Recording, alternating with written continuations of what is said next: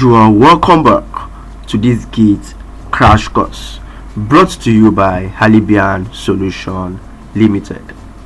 So in the previous class, we've talked about the introduction to Git. We've done the basic Git installation. So if you've not watched that video, please go back so you can start with us from the beginning. So in this video, we're going to be looking at working with Git. So the first thing we want to look at is initializing a repository. Remember, a repository is just like a folder on your local machine.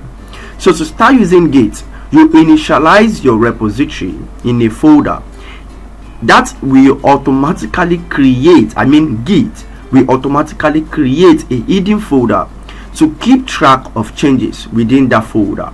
So how do you initialize a Git repository? Or how do you initialize a repository?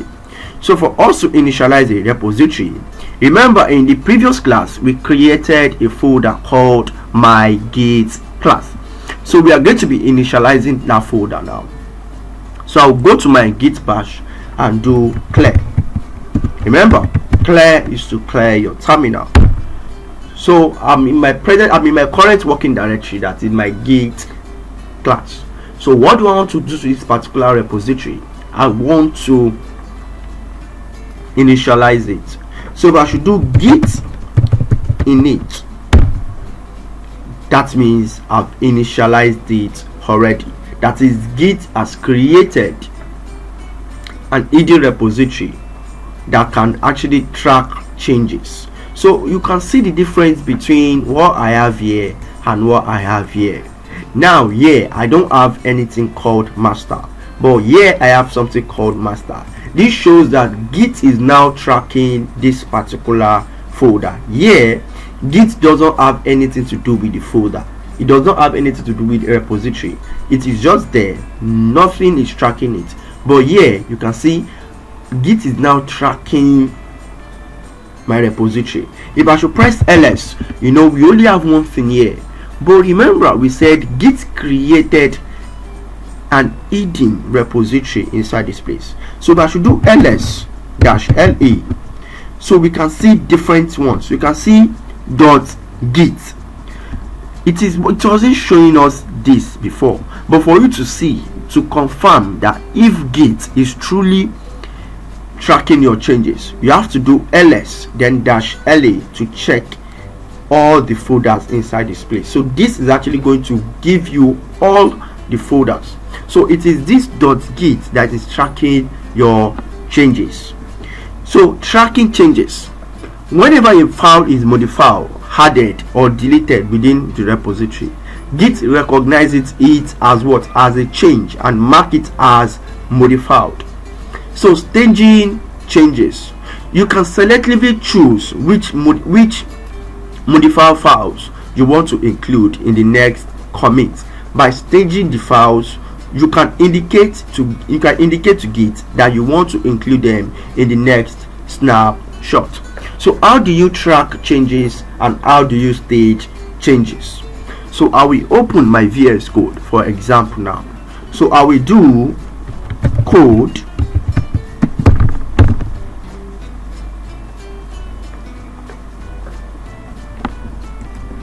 So now that I'm in my VS Code now, so this was the file we created using touch. So let me create another one now. So if I should do touch class.html, so now you can see we now have class.html. So you can use touch to create files in your directory. Use touch to create files in your directory. Now how do we know if we are tracking our changes? Now remember, we've initialized this particular folder, that is this particular repository. Now Git is showing us that it is on track. Git is not yet tracking these particular files. So how do we make these changes? That is, how do you make sure Git track our changes and also staging them? Now if I should generate a boilerplate here, I'll just generate a boilerplate. I will say this is my home page. I've saved this. In my class, I'll generate another boilerplate here. Then I will say this is my class page. So I'll save it now. You can see it is still on track. So how do you make sure you track your changes? So I will go to my terminal. I will do git add. So git add followed by the file name. So what is the name of the file I want to track? I want to track my index.html. So once I hit enter, Git will be telling me I am now tracking a particular file here. So you can see index.html has left the untracked part. So Git index.html is now in the staging area. Class.html is still on track, that is, it is unknown. But now index.html is now known, that is, it is now stored. That is, once I make any changes to it, it will show modified. Now if I should make any changes here, page, and I am here. So if I should save this now, you can see it is now showing modified. That is, it is now different from the initial tracking. Remember, before we tracked it, it was showing you. After adding it, that is after tracking it, it was showing A, that is, it is now staged. Now I made some changes to the text between my index.html, that is, I changed some things inside. Now I saved. After saving, it is now showing me M, that is, it is now what, being modified, that is, I've done some changes to it. So now if I should do git okay, let's not do git commit now. So if I want to track this particular class file now, so how do I do that? I will do the same thing I did for index.html. So I will do git add, then the file name. What is the file name? The file name is class.html. So now you can see it is now showing me tracked, that is, it is now what, being tracked. So moving on, we want to look for how to commit changes, that is, committing changes. Once you have staged the desired files, because we've staged the class.html and we've staged the index.html, you have to commit them. Committing prompts Git to store a permanent snapshot of the files at a specific moment. This creates a milestones in the project history. So how do you commit? You do git -m, git commit, sorry, this was a mistake, git commit -m, then your commit message. So let's see how we can do that here.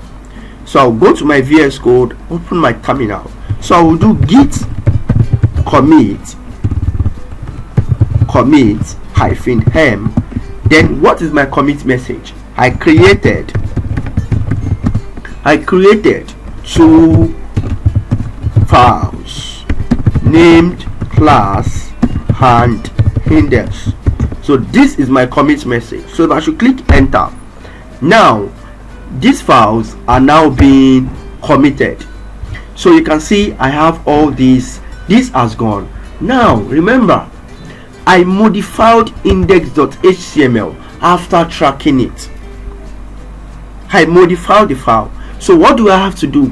I have to track it. I have to add it down. No, it is now staged, so I have to add it back because it is now being modified. That is, the changes now is now different from the previous one we have.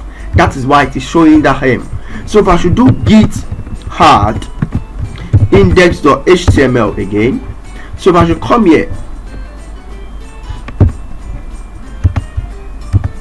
sorry, so it is now being what, being hard now. So if I should do git status, this will show me everything I have here. So it is now showing me index.html was what, was modified. That is what this message is telling me, that it was modified. So if I should do git commit -m, that I want to commit these particular changes now.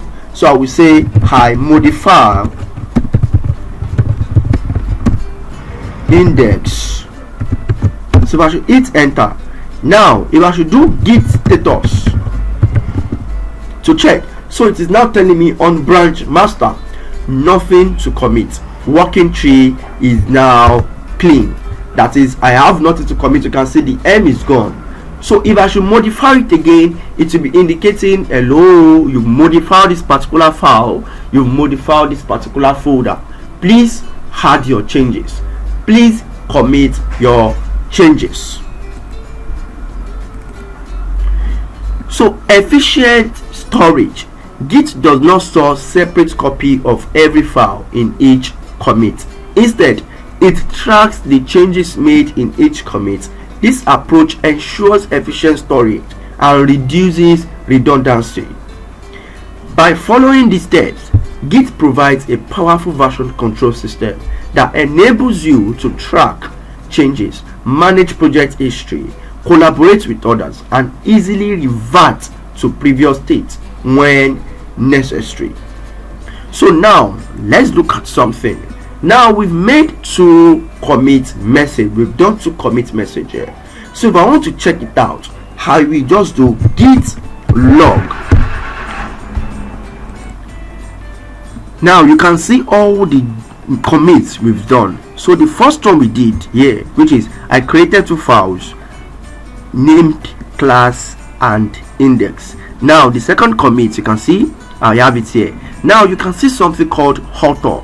So you can, when we are doing git config, that is the name you registered with and your email, it is showing here, that is, it is tracking who made changes, it is tracking the date, it is tracking the timestamp too, and also tracking the commit message. Now if you notice, each commit has an ID, that is, this is an ID. So if you want to revert back to a particular commit, that is, probably you've done some changes ahead, now you want to go back to a particular commit, you can actually copy this ID and say you want to revert to this particular commit, that is, you want to delete all the codes and you want to go back to the initial commit that you made.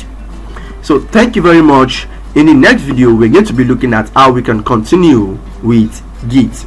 So let me see you in the next video.